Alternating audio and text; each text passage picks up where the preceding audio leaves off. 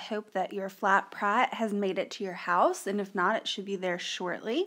I'm going to read Chapter 3 for you today of Flat Stanley.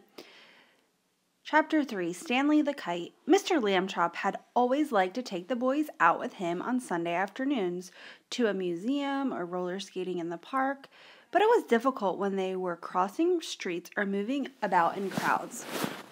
Stanley and Arthur would often be jostled from his side, and Mr. Lambchop worried about speeding taxis or that hurrying people might accidentally knock them down.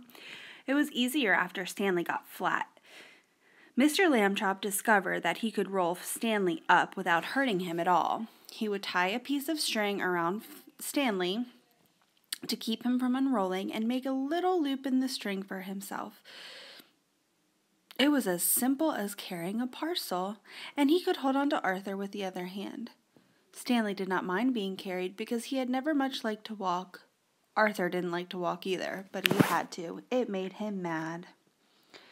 One Sunday afternoon in the street, they met Ralph Jones, an old college friend of Mr. Lambchop's. "Well, Mr. George, I see you've bought some wallpaper," Mr. Jones said. "Going to decorate your house, I suppose?" "Wallpaper?" said Mr. Lambchop. "Oh, no, this is my son Stanley." He undid the string, and Stanley unrolled. "How do you do?" Stanley said. "Nice to meet you, young feller," the man said. "George," he said to Mr. Lambchop, "that boy's flat."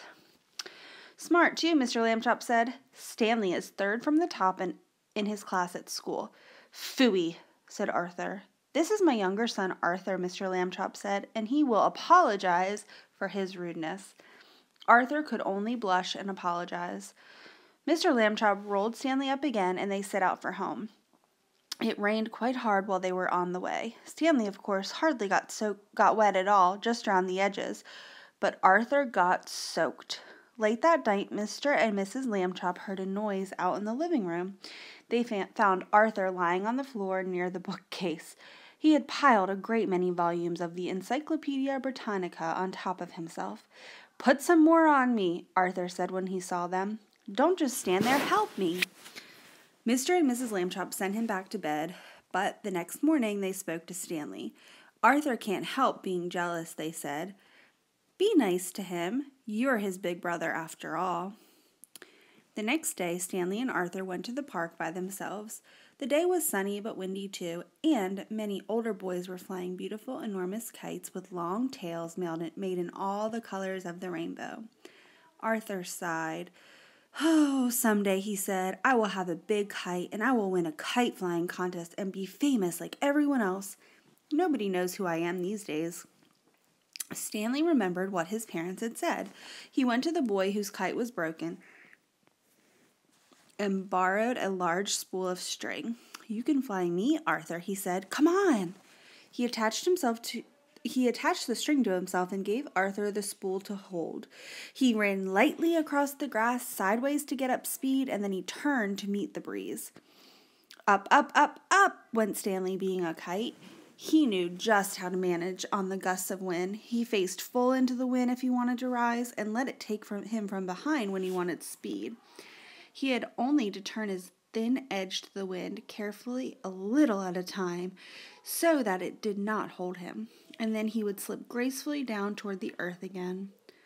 Arthur let out the string, and Stanley soared high above the trees, a beautiful sight in his red shirt and blue trousers against the pale blue sky. Everyone in the park stood still to watch. Stanley swooped right and then left in long matched swoops. He held his arms by his sides and zoomed at the ground like a rocket and curved up again toward the sun. He side-slipped and circled and made figure eights and crosses and a star. Nobody had ever flown the way Stanley Lambchop flew that day. Probably no one ever will again. After a while, of course, people grew tired of watching, and Arthur got tired of running about with the empty spool.